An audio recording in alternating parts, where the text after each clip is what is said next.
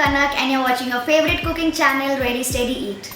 Today I'm going to show you a beverage which is very refreshing and perfect for hot summer days, that is cold coffee with ice cream.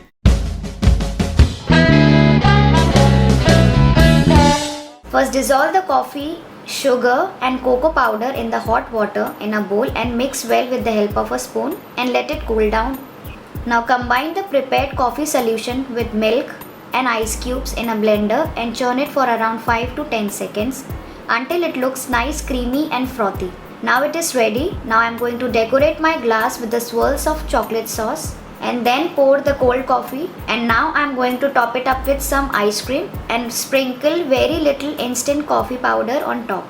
Now my lovely cold coffee with ice cream is ready. As you can see, it's perfectly creamy with some ice cream on top and it looks very delicious. I just can't wait to have it. So you also try it and share your experiences in the comment section below. I really enjoy replying to your feedbacks. And also hit the like button and do subscribe to Ready Steady Eat for more such lovely recipes. Till then, take good care of yourself and happy cooking!